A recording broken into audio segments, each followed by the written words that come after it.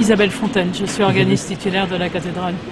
Titulaire de la cathédrale. Ici, oui, depuis, ça fait 18 ans que je suis titulaire. Alors normalement du Grand Orgue, mais qui malheureusement ne sera pas reconstruit tout de suite. Oui, le Grand Orgue, il sera pas fait avant. Déjà, il faut reconstruire la rosace et pour le moment, c'est un peu à l'arrêt. On ne sait pas trop ce qui va se passer. Il y a eu des études qui ont été faites et ils se sont aperçus que la rosace n'était pas ronde du fait que la deuxième tour n'avait jamais été construite, donc ça a forcé d'un côté. Ça posait des problèmes parce que de refaire la rosace parce qu'elle n'est pas complètement ronde. Il paraît que la rosace, à cause de... Il manque une tour, c'est ça? Oui. Il manque une tour. Bon, il a toujours manqué une tour à la cathédrale de Soissons puisqu'elle n'a jamais été construite. Oui. Mais par contre, il paraît que ça a déformé la rosace, le fait de ne pas avoir cette tour. Alors, ce qui s'est passé, c'est que l'année dernière, au début de l'année, oui, l'architecte a fait faire un plan avec des appareils laser. On arrive à voir les cotes au centimètre. Et c'est comme ça qu'on s'est aperçu que la tour sud était descendue de 10 cm par rapport à la tour nord. Et alors, la rose, là-bas, elle n'est pas comme ici dans une fenêtre, elle est dans un mur. Et le mur, il s'est déformé, et la rose, au lieu d'être ronde, elle est devenue ovale. Mais surtout, les rayons de la rose, au lieu d'être opposés les uns aux autres, exactement, et de compenser leur pression, comme ils avaient un angle, en fait, il suffisait qu'il y en ait un qui pousse un petit peu plus, et puis tout partait. Donc ça va compliquer. C'est ce qui s'est passé. Ça va rendre compliqué la restauration. Alors, il y a eu des études de fait pour savoir si on allait pouvoir récupérer un peu ou pas. Et en fait, il semblerait que ce soit rien récupérable. Oui. Et qu'on va refaire la rose ronde, c'est-à-dire qu'on va enlever le reste des... enfin, je ne sais pas comment on appelle ça, mais ces espèces de petits crochets qui tenaient les rayons, on est obligé de les enlever pour refaire le tour rond et refaire une rose ronde. La difficulté, c'est de trouver la pierre. Parce que la DRAC demande que ce soit de la pierre régionale. Or, on n'a plus de carrière de pierre dure par ici, ouverte. Parce qu'il suffit, on pourrait en rouvrir une, mais c'est extrêmement compliqué au point de vue administratif. Du coup, on va savoir, ils font des recherches pour savoir quelle pierre ils vont utiliser. Alors après, l'architecte me disait il y a quelques jours qu'il pense qu'on va enclencher les travaux début 2019. Il faut compter 18 mois si ça va bien. Oui, parce que la titulaire de l'orgue me disait qu'elle attendait la construction de la rosace pour pouvoir ensuite avoir la réfection de l'orgue. Donc tout ça c'est lié. C'est lié au niveau du temps. Il est exclu de commencer à travailler sur l'orgue tant qu'il n'est pas à l'abri. Oui. Alors, il y a deux choses pour la rose. La première chose, c'est de faire les pierres, de la faire en pierre, et après il faut faire le vitrail.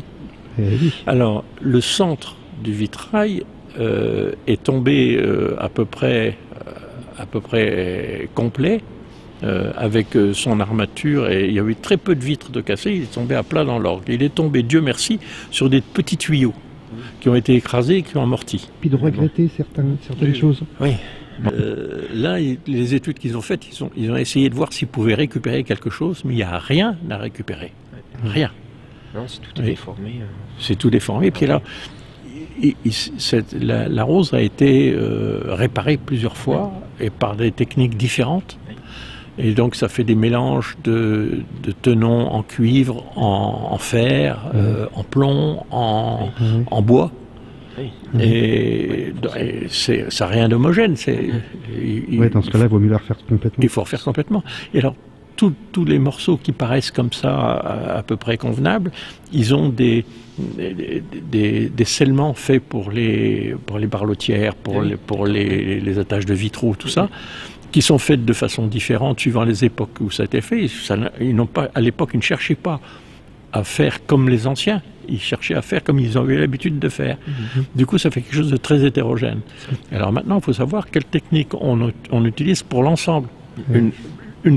La même technique pour tout le monde. Alors, est-ce qu'on prend celle du XIIIe siècle, on prend celle du XVIIIe ou celle contemporaine? ou celle qui durera le plus longtemps, qui sera la plus solide. Enfin, après, c'est un choix. Mais on aime bien faire comme faisaient exactement les anciens pour garder la technique et tout ça. Donc ça complique. On le voit parfois parce que je vais parfois faire des reportages sur les restaurations de châteaux, d'abbayes, beaucoup d'abbayes d'ailleurs. Et les tailleurs de pierre me disent que lorsqu'ils mettent un ciment, enfin pas de la chaux, hein, c'est pas un ciment, et ben ils mettent un petit peu de ciment blanc dedans parce que l'humidité attaque la chaux. Et après ça s'abîme vite, donc ils mettent une micro-portion de ciment blanc. Mais ça a été admis par les bâtiments de France parce que sinon ça se dégradait, surtout les parties hautes, ça se dégradait beaucoup plus facilement. Donc c'est toujours un arbitrage entre l'authenticité et puis la durabilité, on pourrait dire. Mais ce qui est important aussi, c'est qu'il faut que ça soit solide mais perméable. Il faut pas. Là, il y avait des restaurations qui ont été faites pour ce qu'on appelle le ciment Portland. C'est-à-dire cette espèce de ciment gris qui lui est complètement étanche à l'eau. Alors l'inconvénient, c'est qu'il y a une migration de l'eau à travers la pierre et puis elle s'arrête là. Et à cet endroit-là, ça détériore. Oui. Si vous voulez, parce qu'il y a trop d'humidité.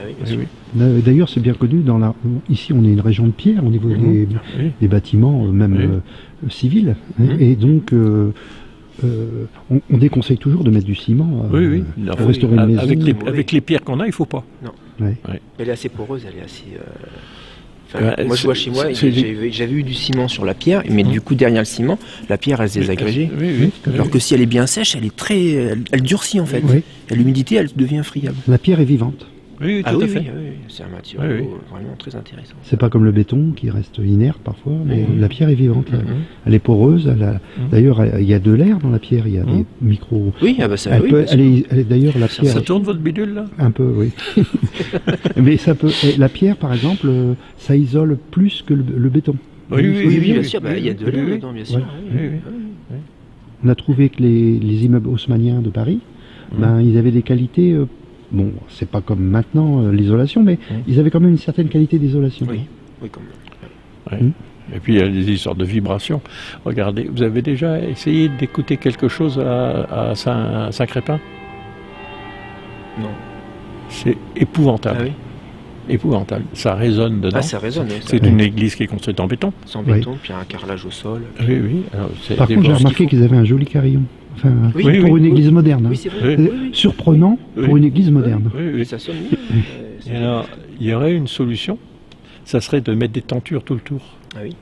Ça arrêterait le son, et du coup ça arrêterait les réverbérations, et on entendrait beaucoup mieux. Et là on retournerait au temps du Moyen-Âge, parce qu'ils mettaient aussi des tentures. Là il y en avait. Oui.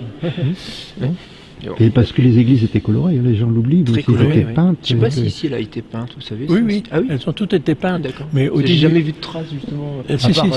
Si, il y en a. Mais ça c'est du 19e, ça c'est milieu du 19e. Mais si vous voulez, au 13e, 14e on peignait, et puis au 18e il fallait faire des restaurations. Alors qu'on a... Alors ils ont dit ça ira plus vite à gratter, et ils ont gratté. D'accord. Il en est resté de belles dans le cloître de Saint-Jean-des-Vignes. Quelques peintures qu'on peut encore remarquer. Mais ce qu'on retrouve, ce sont des peintures qui ont été badigeonnées. Parce qu'elles ont été protégées comme ça. Et donc, tandis que celles comme ces colonnes qui étaient probablement peintes.